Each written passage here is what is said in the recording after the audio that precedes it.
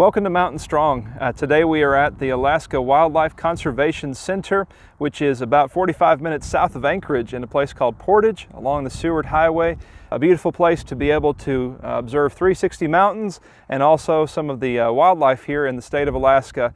I'm joined today by Rick Brumback, and Rick is spending some time with us at the South Anchorage Church of Christ and delivering some lessons that he has entitled A Walk Through the Holy Lands. So if you want to catch those lessons, you can look in the feed. If you look down long enough at the South Anchorage Church's Facebook page, then you can see those lessons. Today we're going to be having a look together at Psalm 62. So let's go ahead and read that now.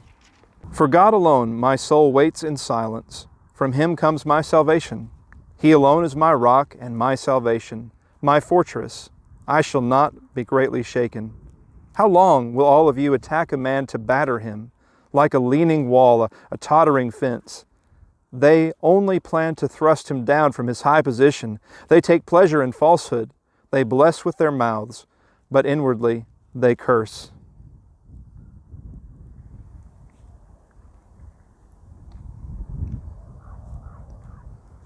For God alone, O my soul, wait in silence, for my hope is from Him.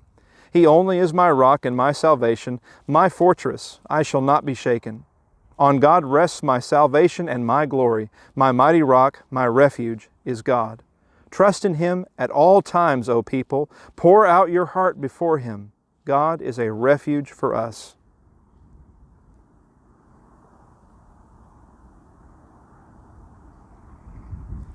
Those of low estate are but a breath. Those of high estate are a delusion. In the balances they go up, they are together lighter than a breath. Put no trust in extortion, set no hopes on robbery. If riches increase, set not your heart on them. Once God has spoken, twice have I heard this, that power belongs to God, and that to you, O Lord, belongs steadfast love, for you will render to a man according to his work. In spending some time together examining the Psalms, we saw last time the 61st Psalm and the fact that God is a fortress. That idea is revisited here, and the situation of the psalmist is one where he's facing some enemies. Some people are against him. They are attacking him to batter him, treating him like he's a leaning wall or a fence that's about to fall over. If they just hit him hard enough and long enough, he's going to fall. And so he's surrounded by difficulties, but there's something that's happening in this psalm in the face of these difficulties. We're talking about this psalm and we notice some repetition. What do you see there, Rick, in the repetition that you see in this psalm? Well, if you notice in verses 1 and 2, then go to verses 5 and 6, he essentially repeats the same thought between those two sections. And so it's worth focusing upon the words that follow each of those two statements. So what do verses 3 and 4 say? And then what about verses 7 and 8? One of the things to notice also, I think, is the word Selah, which is found after verse 4 and also after verse 8. It's often thought that that word is used to signal some kind of pause, maybe a moment for reflection upon what's just been said. And so in this case, if we look at the verses 1 and 2, this statement about God, then verses 3 and 4 say, here's a picture of attack. As you mentioned, somebody being battered by their enemies, and maybe we all know a feeling like that. And you wonder, how can I stand up? How can I go on? And then that Selah would make a pause point where a person just is grappling with the things that they're having to endure or put up with. But then you go to the second section that we talked about. 5 and 6 repeats the same ideas. But then notice verses 7 and 8 really now focus upon God. In contrast to these enemies and these mean or violent people, here's God over on the other side. God who is our salvation, our glory, our refuge. And the writer even says in verse 8, put your trust in Him at all times. And then another pause. I like to think about those as if a person is kind of thinking through, maybe even kind of building themselves up in a good, healthy way. Yeah. You know, we focus our thoughts sometimes. We have life that buffets us. We need to take a deep breath and just breathe deeply and center our thoughts. And it's almost like the writer is doing that in this section. I'm being buffeted. Just breathe deeply. Think about what really matters and focus on God. Then he talks about how God is such a great character. And then breathe deeply. And just let that thought sink in. So here's a person who's facing all of these exterior obstacles, but is focusing mentally, spiritually toward heaven and toward the God who really can be that ultimate source of safety and refuge. Absolutely. Faith is at times, obviously taking facts in order to respond to them in obedience, taking facts in at times merely to reflect upon them and believe in them.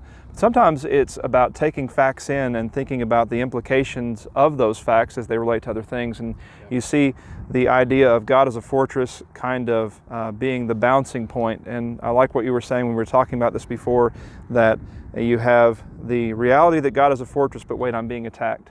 But then that pause, like you mentioned, that all-important pause that the Psalms teach us to engage in, to stop and say, okay, I'm being attacked, but there's this reality here. So he comes back to the reality and then returns to that idea of God with that reality in mind. So in verses 7 and 8, instead of reflecting upon the enemies, he starts reflecting upon God. What do you feel like happens after that in the psalm, in those verses that follow? Well, it seems to me that when you look from verses 9 down through 12, it's almost as if the psalmist is saying, in light of this centering that we've just done, in spite of the challenges outwardly, we've centered our spirits and our minds. All right, now it's like we're taking a step back and we're just sizing the whole situation up. And the writer is giving the reader some pointers, some general pointers. Remember this when you go through the journey of life, especially at the moments when there are challenges or temptations or these obstacles. So I think he's kind of summarizing the takeaways, you might say. Yeah, absolutely. And in verse 9, when he mentions there the lowest state, the highest state, you imagine the attacks that he's facing coming from different people and in different positions. And maybe he feels as though he's in the lowest state. Maybe his enemies are in the highest state.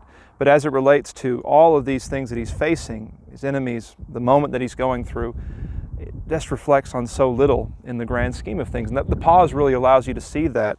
The fact that the lowest state are a breath, the highest state are a delusion, and the balances they go up and they're lighter than a breath. And the brevity of life, the brevity of the situation, and the firmness and the foreverness of God, stems out of that. And so I think there are, these three powerful takeaways here in verses 10 through 12.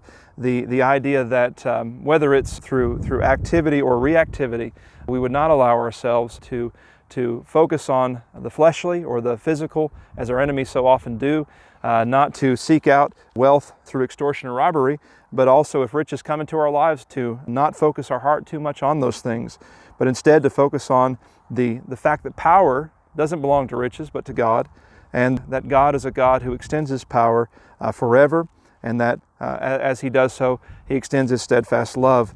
The reality that keeps him from being overcome by his situation is the fact that God is going to render to a man according to his work, not according to his wealth. But as we were talking about this psalm before, you made an interesting point. You were talking about how some of the words that you see here remind you of something in the New Testament. What was that? Right. Well, if you look in verse 9 and 10, you have the high, the low. You have the thought of the breath and the deception about wealth or riches or longevity. And absolutely true. He mentions extortion and robbery, all of these terrible behaviors. But even at the end of verse number 10, even if through whatever means, hopefully good means, if wealth or prosperity came into my life, to not be captivated by it and to recognize even those things are fleeting. So what it made me think about was James chapter 1, verse 9 and following, where he talks about maybe the high comes down and maybe the lower person suddenly experiences an updraft. Yep. But at the end of it all of these things are gone, and it's righteous living and a relationship with God that matters no matter where we are or what our fortunes may be at the time. And maybe that fits a little bit. It's worth at least maybe thinking about. There in verses 11 and 12, the one who endures really is God. And if we want to win, we're tying ourselves to Him. And everyone is going to receive whatever it is as the consequence of their own activity, as he says there at the very close of the psalm. It's an appropriate reflection. The nature of both the high and the low being relatively equal. James talks about the flesh being as grass and the glory of man as the flower of the grass, and the grass withers and the flower fades. And it's interesting that he makes those same kind of reflections, and then what does he come to in chapter 2? Well, the importance of working, the importance of doing, the importance of responding. And that's how this psalm concludes as well. So if God is a fortress, then the things that we face are not. God is a fortress exclusively, and those people who are attacking us as though we're going to fall, it's they who are as light as a breath. There's nothing steadfast or real about them. All that is steadfast and real is found in our God. And so to walk away from this psalm, you walk away with this idea that God has spoken, power belongs to Him, love will be extended from Him, but if we are overcome by our enemies, if we stoop down to their level, behave as they do, it's going to be over very quickly, and we're going to face a God who will come in judgment. God is going to render to a man according to his work. And so the right response to God being a fortress is not merely to say, I'm going to make it through this struggle. It's to say, I need to not just get through life, but to go through life, working my way closer to the God who is my fortress. So may God bless you today.